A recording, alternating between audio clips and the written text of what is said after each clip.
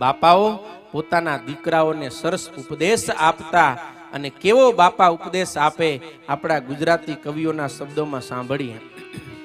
બાપ કહે સુણ બેટા મારા, પાપને પંથે તું ચાલીશ માં, હરિ ભજનમાં ભંગ પાડે ગોને ઘરમાં ગાલીશ માં।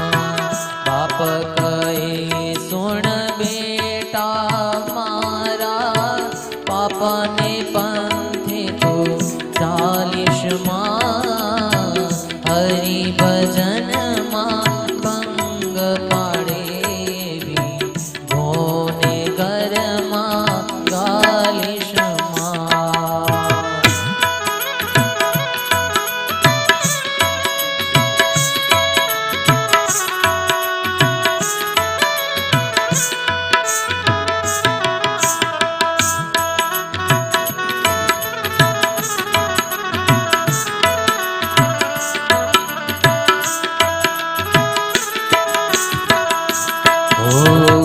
पर धन के पर नारी ने भाई, कोड़ी नजरे निहारिश मां, स्नेह भर्या संसार માં હો તારા ઘરના સુખની તાળીશ માં।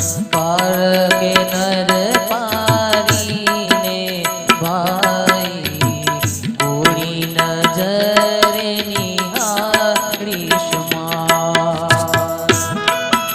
બાપ છે એ દીકરાને ઉપદેશ આપે છે કે બેટા, હું આખી જિંદગી ખૂબ સાચવીને ધર્મને માર્ગે ચાલ્યો છું, કોઈ રીતે અધર્મના માર્ગે ગયો નહીં। તો મારી તને ભલામણ છે કે ગમે એવું દુઃખ આવે પણ પાપને માર્ગે તું ક્યારે ચાલજે નહીં। જો પાપને માર્ગે ચાલીશ ને તો પછી તું સુખી નહીં થાય। જો સુખી થવા ઈચ્છે તો ધર્મના માર્ગે ચાલજે। સાંજ સવાર ભગવાનનું ભજન આરામથી કરી શકે ને એવું તારું જીવન હોવું જોઈએ। જો તું અધર્મના માર્ગે ચાલીશ તો તને હરિભજન કરવામાં ક્યારે રુચિ નહીં થાય। તારા અંતરમાં ઉકળાટ થયા કરશે, શાંતિથી ભગવાનનું ભજન નહીં થાય। માટે ધર્મને માર્ગે ચાલજે। પરધન કે પર નારીને ખરાબ નજરથી ના જોજે। તું મહેનત કરી અને ખૂબ ધન કમા, તું સુખી થા, તારા પરિવારને સુખી કર, પણ પરધન ઉપર ક્યારે નજર નાખજે નહીં। જો બીજાનું દ્રવ્ય ઘરમાં લઈ આવ્યો તો તારા સુખી સંસારની અંદર આગ લાગશે। અને ઘરે પતિવ્રતા નારી છે, હે પત્ની છે, એને મૂકીને જ્યાં ત્યાં ડાફરિયા માર્યા તો ઘર ભંગ થશે। પછી કહેજે નહીં કે મારો સંસાર તૂટ્યો। અને આજે જે સમાજમાં લગભગ પ્રોબ્લેમ થાય ને આ જ થાય એમ। વિધિવત લગ્ન કર્યા છે ત્યાં જ સંતોષ હોય તો કોઈને કાંઈ પ્રોબ્લેમ થાય એમ નથી, પણ ત્યાં કને સંતોષ નથી થતો ને જ્યાં ત્યાં થાય એટલે પછી પોતાના ઘરને હાંચવી હગે નહીં। એના કરતા ઘર સાચવે તો બે આપોઆપ સુખી રહે। માટે સ્ત્રી કે પુરુષ એકબીજાને જ વફાદાર બનીને રહેવું જોઈએ તો એના સંસારમાં સુખ રહે, નહીતર જે સંસાર માંડ્યો છે એ વિખાઈ જાય।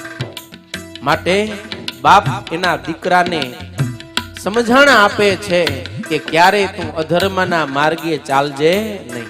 આજે આ જગતમાં કોઈ કોઈને કઈ કહી શકતો નથી અને બધી બાજુ ધર્મ મુકાવાની જ વાતો આપણને જોવાને સાંભળવા મળે। ધર્મ પડાવવાની વાતો આ ધર્મ સભા સિવાય બીજે ક્યાંય થાતી નથી હો।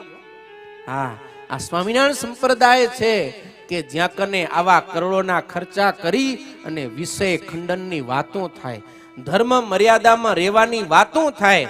બાકી જગતની અંદર કરોડો રૂપિયાના પ્રોગ્રામ થાય ને સ્ટેજ ઉપર જ ધર્મ મર્યાદાને તોડી નાખે, ત્યાં જ બધા ભવાઈયા વેળા થતા હોય।